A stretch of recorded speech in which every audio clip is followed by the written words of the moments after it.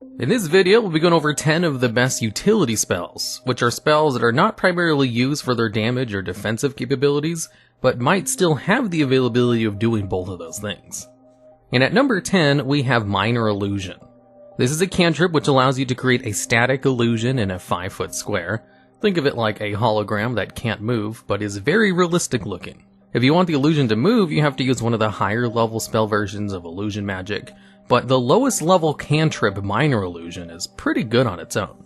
What you can do is create a large object that can realistically fit in a 5-foot square, like a boulder or stone cube, and then you can just hide behind it since it will block line of sight. Creatures can't see through the illusion unless they pass an investigation check using their action, or interact with it in some way. So if you create a giant boulder in front of you, then you'll be considered an unseen attacker to ranged attacks, and they'll have disadvantage on attack rolls against you until they reveal the illusion.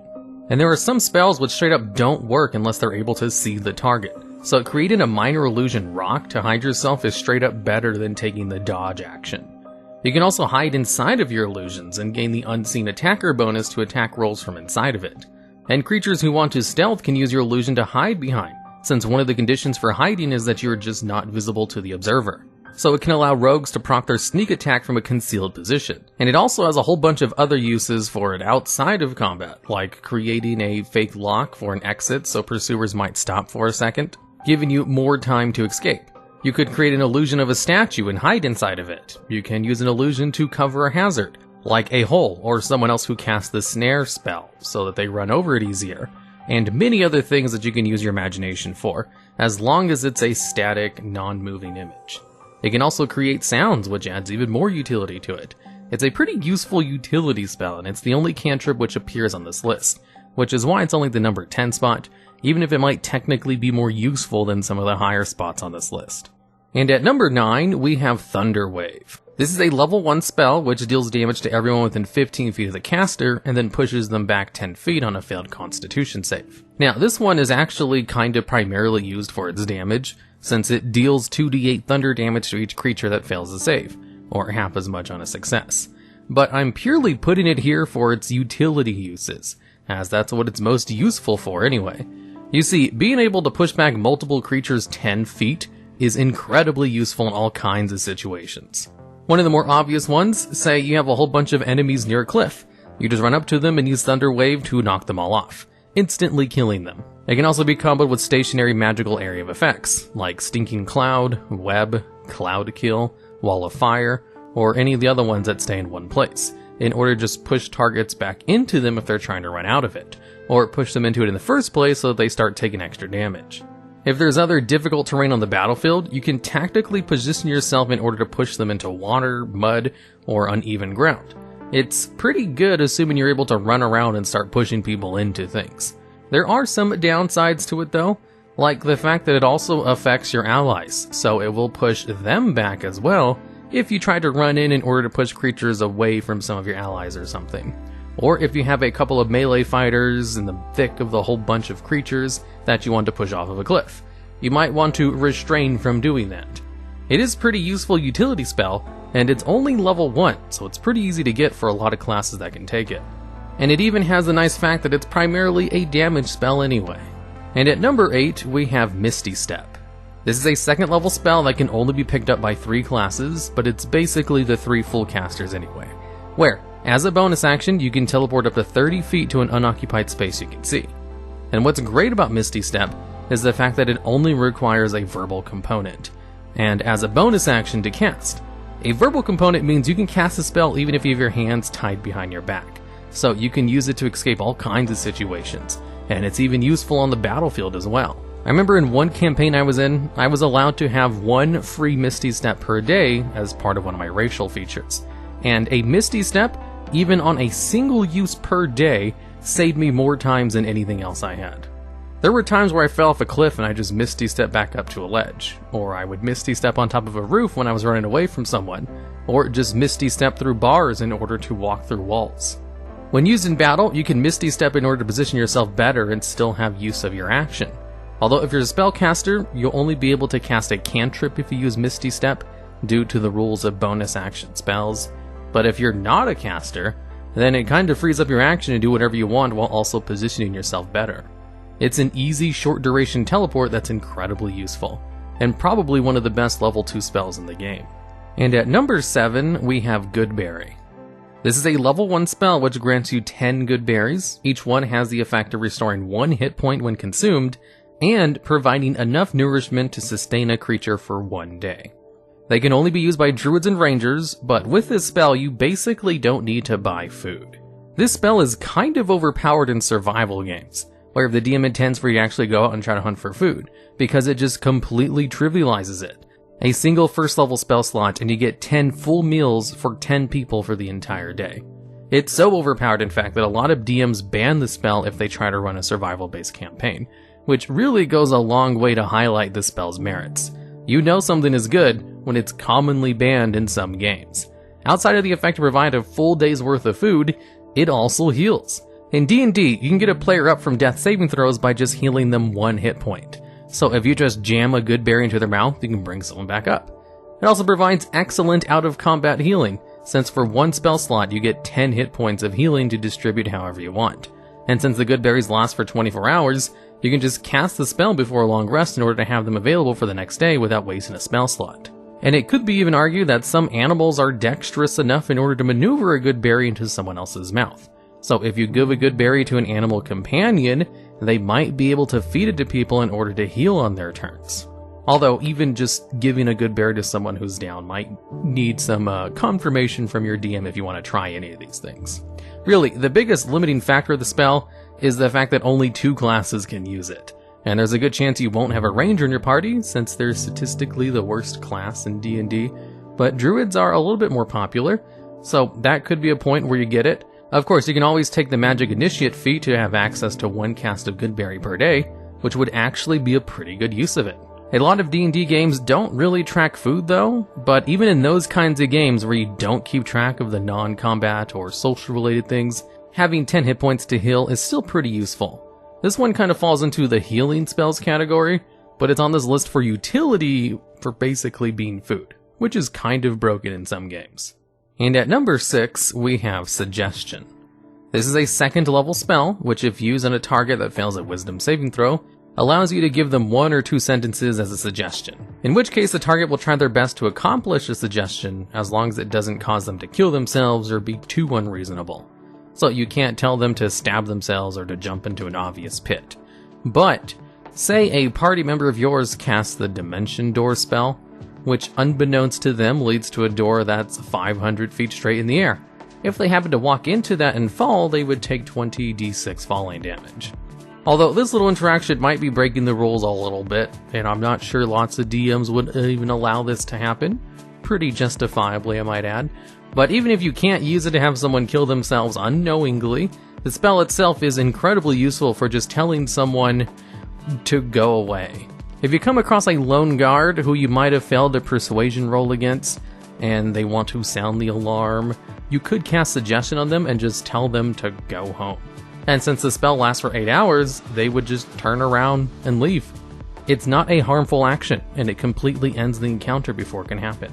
In a pretty useful way, too.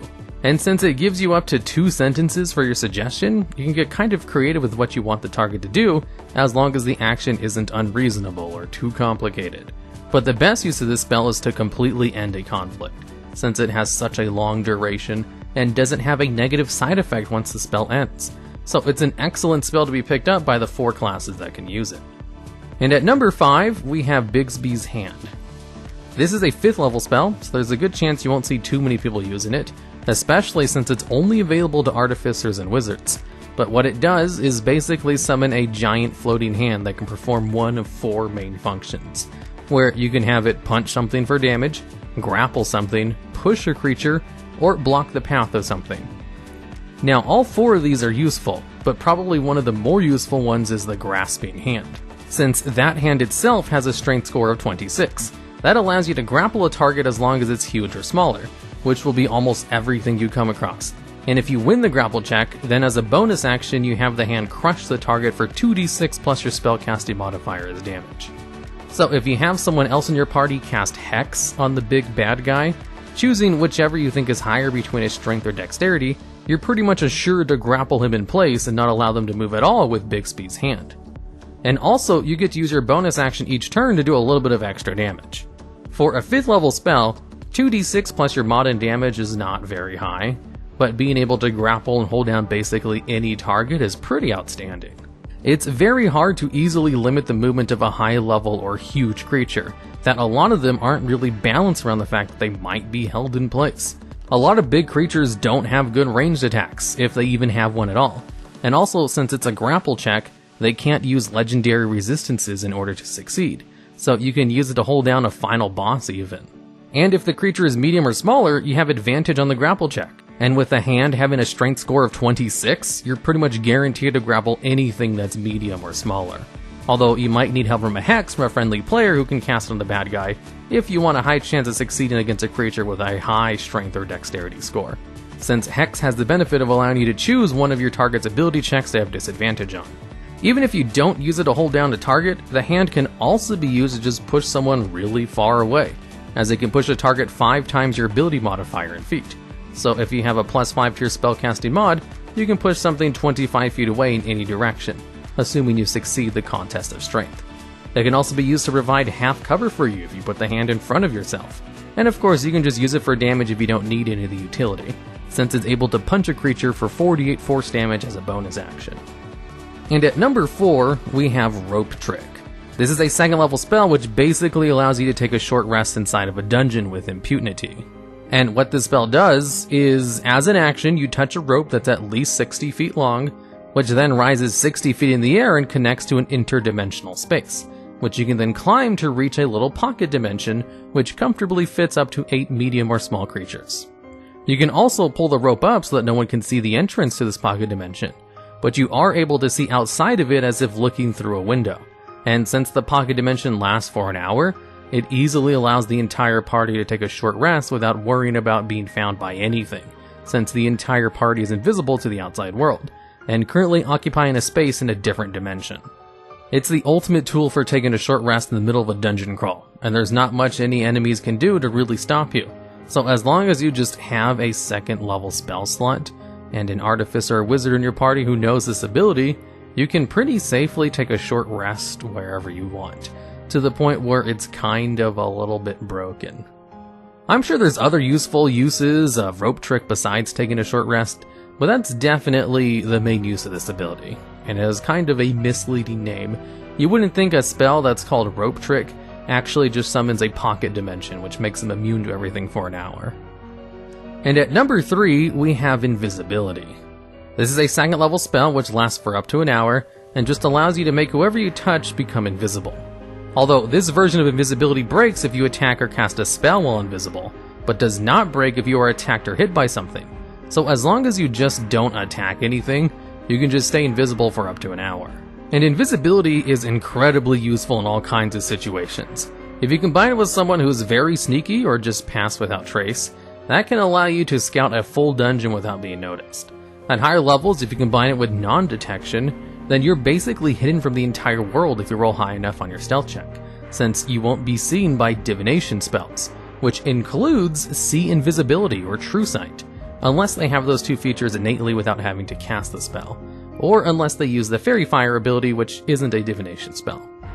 Invisibility doesn't have much combat usefulness if you want to actually attack things, but as long as you don't do something which has an attack roll or cast a spell, you can support in other ways, although it's pretty hard to do that if you don't do those 2 things. So you're better off just using the one-time advantage you get for being invisible.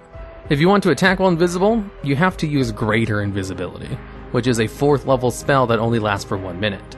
The normal 2nd level invisibility spell is more of a scouting tool, and a very good one at that, to the point where a lot of parties try to make sure at least one person has the invisibility spell because of just how useful the utility is, which is why it gets a high spot on the utility spell list. And at number 2, we have Find Familiar. This is a 1st level wizard spell which simply allows you to conjure a woodland critter that you can command psychically, in order to scout or help you out minorly in combat. And it's such a good spell that it's the go-to spell for people who pick the Magic Initiate feat, and it's probably the best 1st level spell in the game purely because of how useful this little woodland critter is. One of the more useful creatures you can pick is the owl, since it has the flyby trait. You can use it in combat in order to give the help action to one enemy target, which will grant advantage to the next attack roll against them. And since the spell lasts until the familiar dies, having the flyby trait where it can't be attacked by attacks of opportunity, and having the 60 feet of flying speed means you can kind of just have it fly in the air and out of range of attacks and just give advantage every round.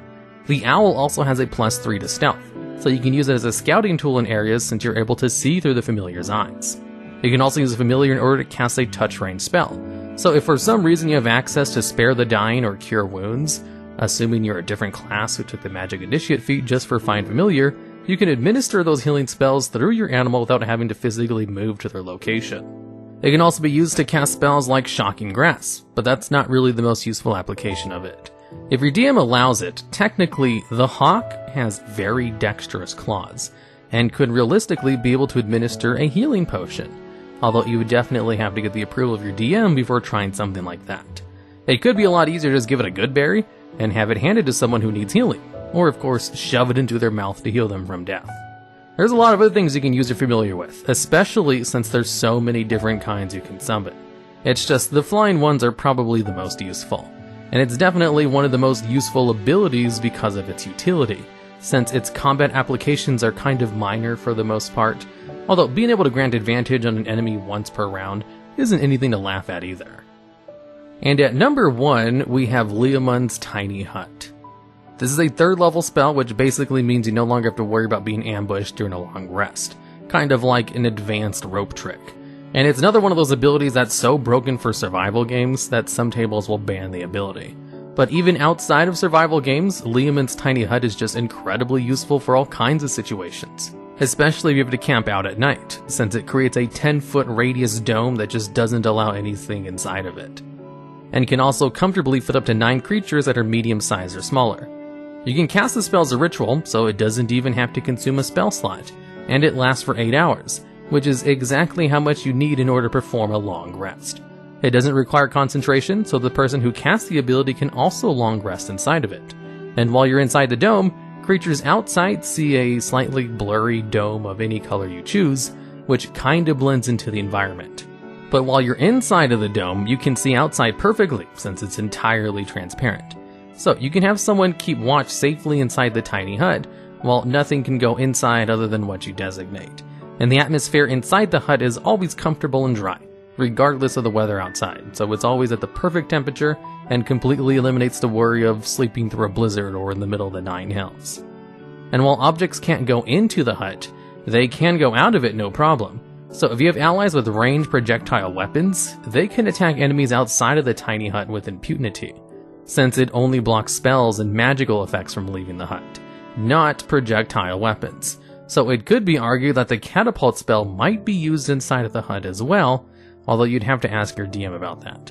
They might not be happy you're shooting things with bows and arrows inside of it in the first place, even though that's technically totally allowed by rules as written. The only way people can really disturb the hut in any way that matters is by either just waiting outside of the hut for it to go away, and then attacking you immediately afterwards, or if someone comes by and uses the Dispel Magic spell.